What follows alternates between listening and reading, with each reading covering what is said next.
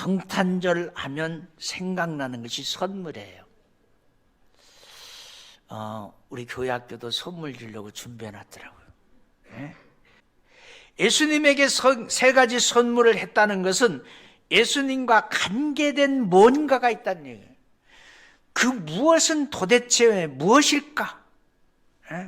이 세 가지 선물의 공통점이 있어요.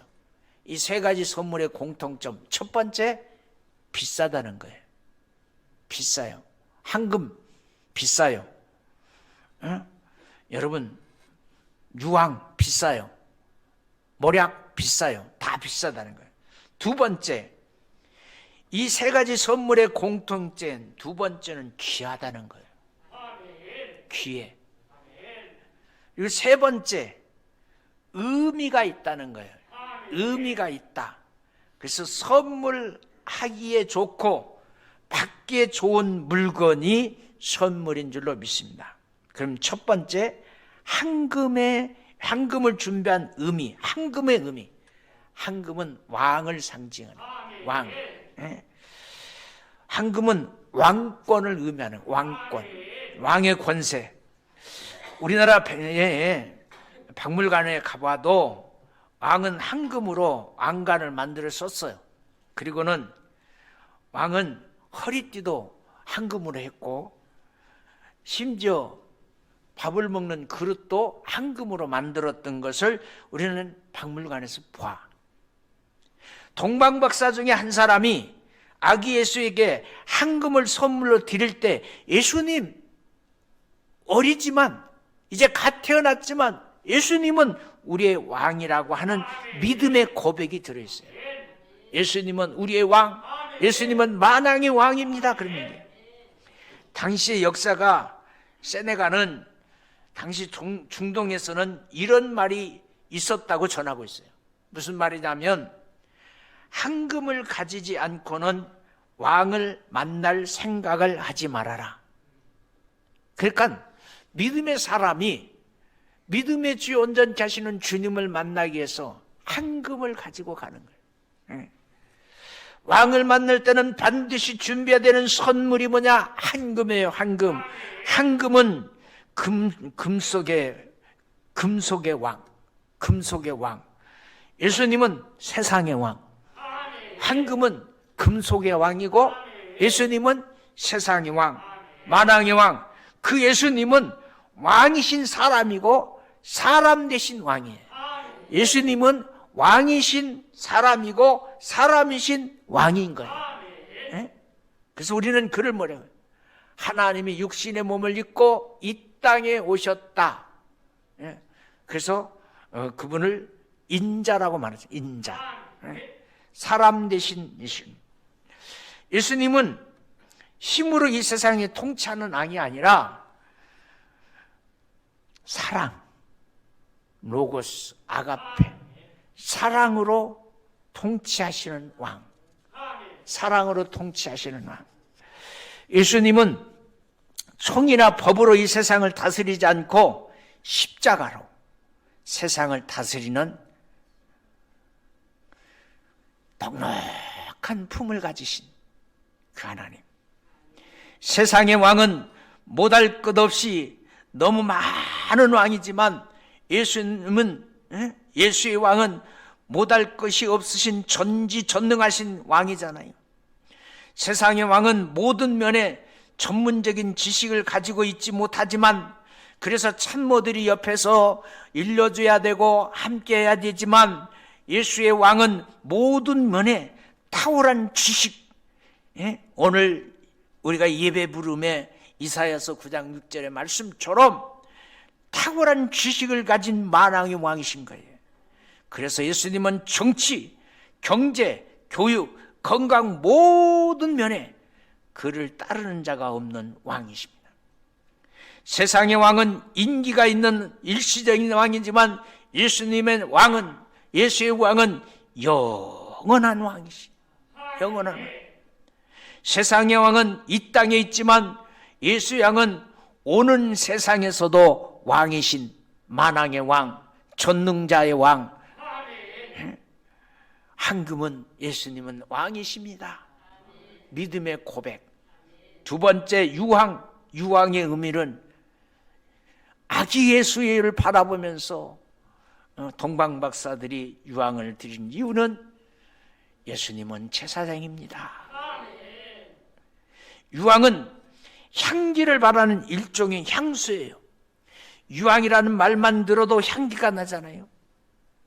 냄새나는 마구간에서 예수가 태어났기에 향수인 유황을 선물한 것이 아니에요. 동방 박사들은 별을 따라왔기 때문에 마구간에서 예수님이 탄생한까지는 몰라요. 유황은 가정에서는 온 가정을 향기롭게 하는 데 사용해야 되고, 성전에서는 제사를 드릴 때 절대적으로 필요한 것이 바로 유황인 거예요. 제사장 중에 가장 많은 제사 중에 가장 많이 드리는 제사가 뭐냐면 소제예요. 소제. 근데 소제는 다른 제사를 드리고, 하나님이 이 제사를 받으셨으니까 감사를 드립니다 라고 드리는 일종의 감사 제사가 소제예요. 모든 제사, 번제, 하목제, 속죄제, 속건제, 이 모든 제사를 드리고 그 제사를 받으신 하나님께 감사해서 드리는 제사가 소제. 그런데 이 소제를 드릴 때는 반드시 뭐가 필요하냐면 유황이 필요했어요. 유황. 자, 레위기 2장 1절부터 2절에 보니까 누구든지 소제 예물을 여호와께 드리려거든 고운 가루로 예물을 삼아 그의 기름을 붓고 또 그의 유황을 놓아 아론의 자손 제사장들에게 가져올 것이요, 제사장은 그 고운 가루를 한 줌과 그 모든 유황을 취하여 기념물로 단위에 불사를지니 이는 화제라. 여호와께 향기로운 냄새다. 유황하면 제일 먼저 떠오르는 사람이 누구냐면 제사장이에요. 제사장. 유황은 제사장이 사용하는 물건 중에서 없어서는 안 될 가장 기본적으로 필요한 물건인 거예요. 제사장을 라틴어로 폰티텍스라고 하는데, 이것을 우리말로 해석하면 다리를 놓는 사람이라 그래요. 제사장은 세상 믿음의 사람과 천국을 다리 놓는 사람. 그 사람은 허물이 많고 티가 많지만 온전한 제사장, 대제사장으로 이 땅에 오신 예수님은 저 십자가에서 천국과 우리를 향해서 다리를 놓아주십니다. 다리를 놓아주십니다. 아기 예수에게 유황을 선물로 드린 것은 아기를 기르는 방의 향기가 늘 진동하기를 바라는 바람으로 유황을 선물했겠지만, 그 속에 들어있는 영적인 의미는 예수님은 제사장입니다, 그런 믿음의 고백이에요. 하나님을 향한 길을 열어주신 분이 예수님입니다. 예수님은 성부 하나님을 향해서 길을 열어주신 분입니다. 그렇게 믿음으로 고백하는 겁니다. 그래서 예수님이 돌아가실 때 하나님이 계신 지성소를 향해서 지성소와 성전을 향해서 갇혀있던, 가리고 있던 휘장이 위로부터 아래로 쫙 찢어져 버렸어요. 그리고는 누구나 담대히 하나님의 나라에 들어갈 수 있게 해주셨다. 이때 예수님이 크게 외쳤어요. 뭐라고 외쳤냐면 다 이뤘다고요. 예수님이 하늘 가는 길을 열어주셨어요. 하늘 가는 길을 다 열었다, 그 말을 십자가에서 말해서 다 이뤘다, 그런 얘기예요. 다 이뤘다. 세 번째, 모략의 의미는 메시아라는 뜻입니다. 메시아. 모략은 히디토스라고 그래요. 그래서 이는 나무에서 나오는 진이다, 그런 뜻이에요. 아주 값진 기름이다, 그런 뜻이에요. 이스라엘 사람들은 제사장과 왕과 선지자들에게 머리에 기름을 붓잖아요. 그때 붓는 기름, 그 기름을 뭐라고 하냐면 간유라고 하는데, 간유를 만드는 재료가 바로 뭐냐면 모략이에요. 모략을 섞는 거예요. 출애굽기 30장 23절부터 29절까지 말씀, 너는 상품을 취하여 액체 모략 500세겔과 그 반수의 향기로운 육개 250세겔을 향기로운 창포 250세겔, 계피 500세겔, 성소의 세겔들을 하고 감람기름 한 휘를 취하여 그것으로 거룩한 간유를 만들되 향을 제조하는 방법대로 향기름을 만들지니 그것 거룩한 간유가 될지니라. 너는 그것으로 해막과 증거에 바르고 상과 모든 기구에 등대와 그 기구며 분향단과 및 번제단과 모든 기구와 물두멍과 그 받침에 발라 그것들을 지성물로 구별하여 무릇 이것에 접촉하는 것이 거룩하여지느니라. 아주 귀한 사람의 침상에 뿌리고 정말 귀한 분의 몸에 바르고 하나님의 택하신 존귀한 자의 머리에 붓는 기름이 뭐냐? 그것이 바로 모략이에요. 그게 바로 모략. 아기 예수님께서는 모략을 드리는 것은 주님, 이 아기는 너무나 귀한 분이고 너무나 존귀한 분입니다, 이런 믿음의 고백을 동방박사들이 한 거예요. 근데 메시아란 이름의 뜻이 뭐예요? 기름 부음 받은 자라잖아. 그러니까 이 동방박사들은 알지는 못했지만 의미는 깨달았어. 모략을 가지고 갔어. 기름 부음 받은 자, 곧 그리스도라 하는 의미입니다. 동방박사는 예수님을 메시아로 알았기에 모략을 드렸을까요? 아주 귀한 사람의 시체에 바르는 기름이기에 예수님의 죽으심을, 예수님의 탄생부터 알았을까요? 이런 것은 전혀 알 수 없어요. 그러나 분명한 것은 메시아에게 붓는 기름이라는 것은 틀림이 없어요. 메시아에게 그런 기름. 예수님이 이 땅에 태어나신 목적, 인간의 죄를 짊어지시고 죽으시기 위하여 오신 겁니다. 죄의 값은 사망이기 때문에 대신 죽어주러 오신 분입니다. 아마 이 세상에 예수님에 관한 그림이 가장 많을 거예요. 그런데 이런 그림이 있다고 바클레이가 소개하고 있어요. 바클레이가 누구냐면 주석가예요. 예수님이 목수 일을 하다가 너무 피곤해서 기지개를 이렇게 쫙 폈어. 아이고 피곤해. 근데 그 기지개를 펴는 그 그림자가 벽에 쫙 비쳤어. 벽에 쫙 비쳤는데 예수님이 두 팔을 쫙 벌리고 있던 그림자가 십자가로 나타난 거예요. 십자가로. 그런데 이 십자가를 어머니 마리아가 근심스러운 모습으로, 의미심장한 모습으로 바라보고 있는 그림이 있다는 거예요. 열심히 목수 일을 하다가 너무 피곤해. 아이고 피곤해. 그랬더니 햇빛에 그 모습이 비춰졌어. 그리고는 그 그림자가 벽에 쫙 비춰지는데 마리아의 눈에는 그 모습이 십자가의 모습 같았더라. 그걸 그림으로 그린 그림이죠. 그렇습니다. 동방박사들은 아기 예수님에게 황금과 유압과 모략을 드렸습니다. 이 세 가지 선물 속에는 예수님에 대한 모든 예언이 다 들어있어요. 예수님은 왕 중의 왕입니다. 예수님은 제사장 중의 제사장입니다. 예수님은 오직 한 분이신 메시아입니다. 그런 믿음의 고백인 거예요. 오늘 우리는 예수님에 대한 믿음의 고백이 분명해야 될 줄로 믿습니다. 그러면 오늘날 우리가 아기 예수님에게 어떤 선물을 드려야 될까요? 첫 번째, 영혼을 선물하는 것이 가장 좋은 선물이에요.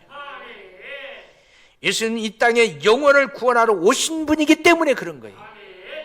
예수님이 이 땅에 오신 목적을 분명히 하면서 구약에서 가장 중요한 단어 대속물이라는 단어를 우리는 기억해야 돼요. 그런데 예수님이 오신 목적, 마태복음 20장 28절에 인자가 온 것은 섬김을 받으려 온 것이 아니라 도리어 섬기려고 자기 목숨을 많은 사람의 대속물로 주려 함이니라. 구약의 대속물로 예수님은 이 땅에 오셨다. 예수님이 이 땅에 오신 목적이 분명합니다. 대속물로 죽으시고 마지막에는 잃어버린 자를 구원하시려고 하시는 겁니다. 인자가 온 것은 잃어버린 자를 찾아 구원하려 함이니라. 누가복음 19장 20절의 말씀입니다. 그러기에 성탄절에는 영혼을 구원하는 것이 예수님에게 가장 큰 선물인 줄로 믿습니다. 성탄절에는 여러분, 교회는 영적 불우이웃을 도와야 되는 거예요. 영적 불우이웃이 누구냐? 예수 믿다가 실족해서 나오지 않는 자, 아직 믿음의 확신이 없는 자, 그게 영적 불우이웃이에요. 그들을 찾아가야 되고 구원해야 되고 베들레헴에 와야 되고 호적해야 되는 거예요. 오늘 준이층에도 우리 성도님이 계시고 마트함에도 우리 성도님이 계시고, 우리 오신 집사님 손 흔들고 아멘 해봐요. 아멘 하네. 보이네. 가 보이잖아요. 이웃을 돕는 것, 이것이 성탄절에 예수님께 드리는 가장 큰 선물이에요. 이번 성탄절에 우리는 영혼을 구원하고 이웃을 돕는 은혜. 그래서 우리 교회가 그동안 내년에는 바꾸려고 해요. 어떤 분이 나한테 그래요. 돼지도 형상이면 우상입니다. 맞아요. 뜨끔했어요. 그래서 돼지 저금통을 내년에는 스마일 저금통으로 바꿔줄게. 스마일 저금통. 저기 보니까 저금통도 웃으니까 좋잖아. 돼지같이 코들 무룩 하면 그거 영 안 좋잖아요. 돼지는 항상 코를 무룩 혈더라고. 근데 스마일 웃는 게 좋잖아요. 스마일 저금통으로 바꿔주고 돼지 저금통은 분양 그냥 폐기시킬 거예요. 폐기. 폐기하지 마. 여러분 1월 첫 주에 스마일 저금통 분양. 그래서 저 저금통 속에 얼마가 들었든 간에 복음을 전하는 자들을 위해서 쓸 겁니다. 우리에게 물질이 지금 필요한 게 한두 군데가 아니에요. 그러나 그럼에도 불구하고 목적에 합당하게 써요. 하나님은 온전하신 분에게 우리에게 뭐래요? 온전을 기대하고 있어요. 하나님이 온전하신 분에게 우리에게 뭘 기대하고 있어요? 온전을 기대하고 있어요. 안전이 아니라 온전을 기도하고 있어요. 그래서 마태복음 5장 48절에 그러므로 하늘에 계신 너희 아버지 온전하신 같이 너희도 온전하라. 여러분, 연애할 때는 사랑하는 그냥 애인, 남편감이, 아내감이 다 온전한 것 같아. 그런데 결혼하고 나니까 흠이 보이기 시작해. 그래서 결혼은 덮어주는 거예요. 연애는 온전한 것만 보여주는 거, 좋은 것만 보는 거예요. 예? 여러분, 지금 우리는 주님과 연애하는 기간이에요. 그래서 온전한 것만 보여줘요. 온전한 것. 온전한 것만 보여주면 주님이 우리 신랑으로 오셔서 나를 신부로 맞았어. 그래서 혼인일식 다 끝났어. 그때부터 우리 허물이 보여. 그럼 주님이 다 덮어주셔. 다 덮어주시고 주님이 넌 안전하다 그래. 덮어준 다음에 안전할 수 있는 거예요. 우리가 안전할 수 없는 거예요. 응? 예수님 온전하신 분이기 때문에 우리의 온전을 기대합니다. 히브리 12장 2절에 보니까 믿음이 이제 온전케 하시는 인 예수를 바라보자. 저는 그 앞에 있는 즐거움을 위하여 십자가를 참으사 부끄러움을 개의치 아니하시니 하나님 보좌 우편에 앉으셨느니라. 그래서 바울은 하나님을 믿으면서 온전하여지면서 우리에게 온전하여지기를 권면했습니다. 로마서 12장 2절에 너희는 이 세대를 본받지 말고 오직 마음을 새롭게 함으로 변화를 받아 하나님의 선하시고 기뻐하시고 온전한 뜻이 무엇인지 분별하도록 하자. 세상 따라가지 맙시다. 우리는 온전할 수 없습니다. 그러나 하나님이 함께하면 온전할 수 있어요. 베드로전서 5장 10절 모든 은혜 하나님 곧 그리스도 안에서 너희를 부르사 자기의 영원한 영광에 들어가게 하신 이가 잠깐 고난을 받는 너희를 친히 온전케 하시며 굳게 하시며 강하게 하시며 터를 견고케 하시느니라. 이 말씀 붙들고 한 해를 잘 마무리하시기를 바라요. 2022년 남은 한 해를 이 말씀 붙들고 잘 마무리하시기를 바라요. 자, 다시 한번요. 모든 은혜 하나님 곧 그리스도 안에서 너희를 부르사 자기의 영원한 영광에 들어가게 하신 이가 잠깐 고난받는 너희를 친히 온전케 하시며, 하나님이 온전케 하시며, 두 번째 뭐 했어요? 굳게 하시며 강건하게 하시며 터를 견고하게 하시며. 하나님, 나를 온전케 해주세요. 나를 굳게 해주세요. 나를 강하게 해주세요. 나를 내 삶의 터전이 견고하게 해주세요. 그러면 온전케 되면 어떻게 해야 되느냐? 예수님의 말씀에서 해답을 찾을 수 있습니다. 예수님 이렇게 말씀하셨어요. 마태복음 19장 21절, 예수께서 이르시되 너가 온전하고자 할진대 가서 내 소유를 팔아 가난한 자들을 주라. 그리하면 하늘에서 보화가 내게 있으리라. 그리고 와서 나를 쫓아라. 예수님은 온전하고자 하면 뭘 해라? 구제해라. 남의 아픔을 내 아픔으로 여길 수 있어야 온전하다, 그런 얘기. 여기 구제라는 말은 남의 아픔을 내 아픔으로 여길 수 있는 온전한 마음이 있습니다. 우리 교회만 풍성하면 돼. 똑같이 해야 돼. 이 땅의 교회는 다 풍성해야 돼. 이 땅의 교회는 다 부흥돼야 돼. 이 땅의 교회는 다 주님 앞에 들림받을 때 다 들림받아야 돼. 주님 오시는데 어떤 교회 성도들은 들림받고 어떤 교회 성도들은 슬피 울면 안 돼요. 다 들림받아야죠. 그러므로 오늘 말씀, 남의 아픔을 내 아픔으로 여기며 사는 것이 온전해지는 비결이다. 이번 성탄의 송년 주일에 이 말씀을 꼭 붙들고 온전하시며 굳게 하시며 간건케 하시며 터를 견고케 하시는 주님을 쫓아가는 믿음의 사람들이 되시기를 주님의 이름으로 축원합니다.